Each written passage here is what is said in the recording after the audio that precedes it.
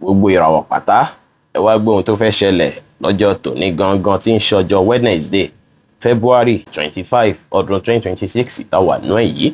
Mo kí Ọlọ́run ọba, mo ṣèbà Olódùmarè, ìbà akọ́dá ayé, ìbà aṣẹ̀dá ọ̀run, mo ṣèbà Ọ̀rúnmìlà àtórí ẹni tí ò sunwọ̀n ṣe, ẹlẹ́ẹ̀rí ìpín tòun tàyàn mọ́, ojúbọ ọkùnrin, ojúbọ obìnrin. Mo kí gbogbo ojú tó ń wò mí níbikíbi tí ẹ ti ń gbọ́ mi káàkiri àgbáńlá ayé.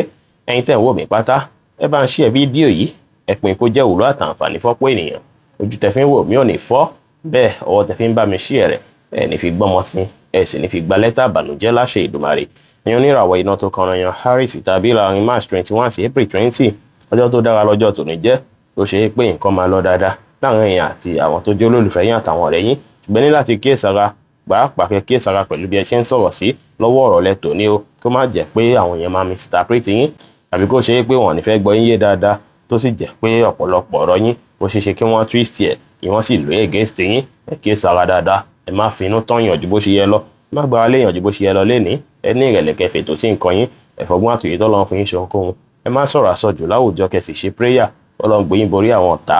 Aago 11 láàárọ̀ sí aago 12 ní ọ̀sán jí àkókò èyí tó dára jù fún yín tí ń ṣe lucky hour fún yín lẹ́ni tí kọ́lọ̀ lime green sì jẹ́ kọ́lọ̀ èyí tó dára jù fún yín láti wọ̀ láṣọ ní ọjọ́ tòní.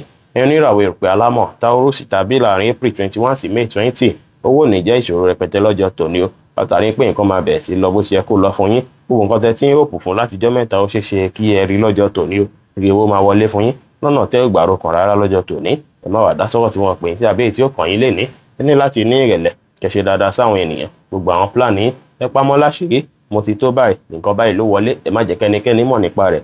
Aago 1 ní ọ̀sán sí aago 2 ní ọ̀sán jí àkókò èyí tó dára jù fún yín tí ń ṣe lucky hour fún yín lẹ́ni tí kọ́lọ̀ green sì jẹ́ kọ́lọ̀ èyí tó dára jù fún yín láti wọ̀ láṣọ ní ọjọ́ tòní. Ẹ̀yin oníràwọ̀ afẹ́fẹ́ aláwàdà Gemini tàbí láàrin May 21 sí June 21, ọjọ́ tòní miss day pátápátá báyìí ló jẹ́. Lákọ̀ọ́kọ́ náà, ara yín máa yá gágá láti bẹ̀rẹ̀ iṣẹ́, tó ṣe é pé tẹ́ bá jí bẹ̀rẹ̀ iṣẹ́ lọ́jọ́ tòní, tẹ́ wàá lọ handle iṣẹ́ yín dáadáa, tẹ́ fètò sí rárá, ó ṣeé ṣe kí mistake tó lágbára kó wáyé, tó ṣe é pé ẹ máa tún fẹ́ tún iṣẹ́ yẹn bẹ̀rẹ̀ padà lọ́jọ́ tòní. Argument lè wáyé láàrin ẹ̀yin àti àwọn tó ṣe é pé ẹjọ́ ń ṣiṣẹ́ lọ́jọ́ tòní. Kódà owó ọ̀rọ̀ lẹ tòní gan, ó ṣeé ṣe kó jẹ́ àsìkò tó ṣe é pé ẹ máa experience àwọn nǹkan tí ò fi bẹ́ẹ̀ tẹ́yìn lọ́rùn látàrí nípa àwọn tẹ́ ẹ finú tán lénìí. Ó ṣeé ṣe kí wọ́n dalẹ̀ yín lọ́jọ́ tòní o. Ẹ ṣàrídájú pé ẹ ní ìgbàgbọ́ pé kò sóhun tí yóò ṣẹlẹ̀ láburú, bẹ́ẹ̀ sì ni kẹ́ ẹ ní ìrètí pé gbogbo nǹkan máa dá, tẹ́ sì máa wà very fine dáadáa lọ́jọ́ tòní. Ẹ gbọ́dọ̀ finú tó ẹnikẹ́ni yàtọ̀ sí ara yín lọ́jọ́ tòní.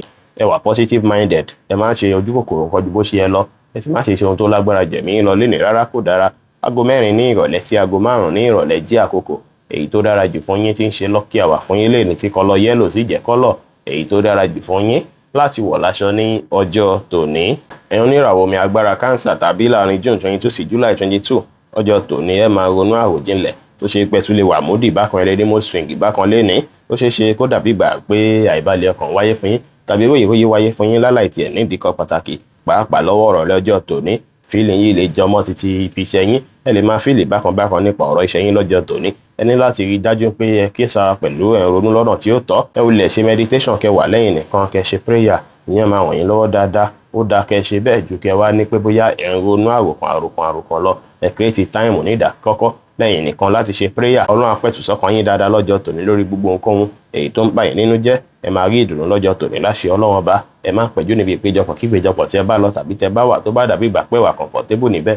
Ẹ mọ́kàn balẹ̀, kẹ́ sì fi ìgboyà ṣe ohunkóhun pẹ̀lú. Aago 3 ní ọ̀sán sí aago 4 ní ọ̀sán jí àkókò èyí tó dára jù fún yín tí ń ṣe lucky hour fún yín lẹ́ni tí kọ́lọ̀ green sì jẹ́ kọ́lọ̀ èyí tó dára jù fún yín láti wọ̀ láṣọ ní ọjọ́ tòní. Ẹ̀yin oníràwọ̀ iná tó gbóná riri Leo tàbí láàrin July 23 sí August 22, ọjọ́ connection lọ́jọ́ tòní jẹ́. Ó ṣeé ṣe kí ẹ ní connection pẹ̀lú àwọn kan tó ṣe é pọ̀ súnmọ́ yín pẹ́kípẹ́kí. Ọjọ́ tòní jẹ́jọ́ tó ṣe é pọ̀ dára kẹ́ lu àkókò àti ìgbà pẹ̀lú àwọn tí ẹ nífẹ̀ẹ́ sí, tí ẹ faramọ́, àwọn ìgbárùkù tí ẹ sì nílò, support tí ẹ nílò. Ó ṣeé ṣe kí ẹ rí lọ́jọ́ tòní. Ẹ múra dáadáa lénìí kí ẹ dùn rí lójú.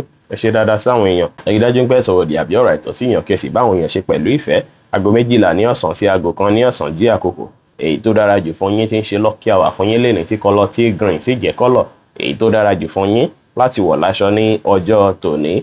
ẹ̀yin oníràwọ̀ erùpẹ̀ funfun Virgo tàbí láàrin August 23 sí September 23 ọjọ́ tòní jẹ́ tó ṣe é pé ẹ ní láti rí dájú pé ṣe nǹkan ẹ fẹ̀lẹ̀ ṣe nǹkan yín kó má bàa ṣe mistake rẹpẹtẹ rárá. Iṣu pẹ̀lú olólùfẹ́ yín kan lè fẹ́ ṣàkóbá fún múdù yín lọ́jọ́ tòní ní láti rí dájú pé ẹ mọ́kàn balẹ̀ kí ẹ mú sùúrù lò kí ẹ gbà láfíà láàyè látàrí pé ènìyàn kan tó súnmọ́ yín lọ́jọ́ tòní wọ́n lè ṣe nǹkan tí ò fi bẹ́ẹ̀ tẹ́ yín lọ́rùn tó lè mú kára kan yín bákan. Ọjọ́ tòní ó ṣeéṣe kí wọ́n sọ̀rọ̀ lọ́nà tí ó tọ́ ọkọ̀ máa sọ̀rọ̀ láìwà kẹ́fù rárá láì kíyèsára tó ṣe é pé ọ̀rọ̀ sísọ yìí ó lè ṣe àfẹ́tì yín. Ẹ má ò bá rìáàtì sí nǹkan kíkan, ẹ má take nǹkan too personal lénìí, ẹ má bínú àbíjù, ẹ má jẹ́ kí ìmọ̀lára yín kó lágbára jù yín lọ ju bó ṣe yẹ lọ. Ẹ mú sùúrù lò lọ́jọ́ tòní, sùúrù yẹn lẹ máa lò lọ́jọ́ tòní láti jẹ́ kọ́jọ́ tòní jágeere. Ẹ free mind yín kí ẹ wà positive, ẹ má ṣe ohun tó lágbára jù ẹ̀mí lọ, ẹ sì má finú tán ẹnikẹ́ni tàbí gbára lẹ́nikẹ́ni lénìí. Aago kan ní ọ̀sán sí aago méjì ní ọ̀sán jí àkókò èyí tó dára jù fún yín tí ń ṣe lucky hour fún yín lénìí tí kọ́lọ̀ white sì jẹ́ kọ́lọ̀ èyí tó dára jù fún yín láti wọ̀ láṣọ ní ọjọ́ tòní.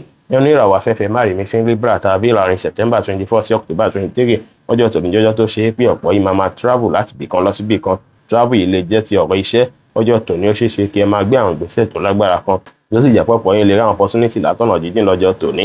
Èyíkéyìí ìrìn àjò tẹ́ bá rìn ó ṣeéṣe kó bí oore fún yín dáadáa o. Ẹ ní ìrẹ̀lẹ̀ lọ́jọ́ tòní kẹ́ ṣe dáadáa sáwọn èèyàn. Ẹ wá àkókò láti ṣe prayer lẹ́nìí kẹ́ sì má ṣe ní pé bóyá ẹ̀ ń bẹ̀rù àbẹ́ ìṣojú rárá lórí ohunkóhun àbẹ́ ń doubt ara yín. Ẹ má doubt ara yín rárá. Ọjọ́ tòní èèyàn kan tó súnmọ́ yín bóyá bí olólùfẹ́ ni tàbí èèyàn kan tó súnmọ́ yín ó ṣeéṣe kí wọ́n máa feel negative kó máa ronú nípa yín lọ́nà tí ó tọ́. Ẹ kí sára dáadáa lẹ́nìí tó ṣe pé yín fúnra lára yín máa mọ̀ pé lágbájá yìí ó dà yín pé ó ń rèrò tí ó tọ́ sí mi. Ẹ rí dájú pé ẹ ṣe prayer kọ́ ló ń gbé yín borí àwọn ogun wọ̀nyí. Aago kan ní ọ̀sán sí aago méjì ní ọ̀sán jí àkókò èyí tó dára jù fún yín tí ń ṣe lucky hour fún yín lénìí tí kọ́lọ̀ dark brown sì jẹ́ kọ́lọ̀ èyí tó dára jù fún yín láti wọ̀ láṣọ ní ọjọ́ tòní. Oníràwọ̀ omi tútù Scorpio tàbí láàrin October 24 sí November 22 ọjọ́ tòní jọjọ́ tó ṣe é pé ìgbésí ayé yín lè yí padà kó dọ̀tun. Ẹ máa fi ìbí ìgbà pé ìpúpadà ọ̀tun ti ń wáyé nínú ìgbésí ayé yín. Ọjọ́ tòní jọjọ́ tó ṣe é pé ẹ lè fi gbégbèsè èyí tó ti ń jà ròyìn lọ́kàn yín láti bí ijọ́ méjì bí ẹ fẹ́ ṣe nǹkan bá ẹ fẹ́ gbégbèsè báyìí ẹ gbégbèsè náà. Ìgbésẹ̀ tẹ́ bá gbé yìí ó ṣeéṣe kí ó ràn yín lọ́wọ́ lásìkò yìí kó bí ìpúpadà nínú ìgbésí ayé yín. Kẹ́ wá tẹpá mọ́ṣẹ́ lọ́jọ́ tòní kẹ́ fètò sí nǹkan yín kẹ́ fọgbọ́n àkèrè tó lọ́n fún yín ṣe ohunkóhun kẹ́ sì ṣe dáadáa sáwọn èèyàn pẹ̀lú. Aago 6 ní ìrọ̀lẹ́ sí aago 7 ní àṣálẹ́ jí àkókò èyí tó dára jù fún yín tí ń ṣe lucky hour fún yín lénìí tí kọ́lọ̀ brown sì jẹ́ kọ́lọ̀ èyí tó dára jù fún yín láti wọ̀ láṣọ ní ọjọ́ tòní.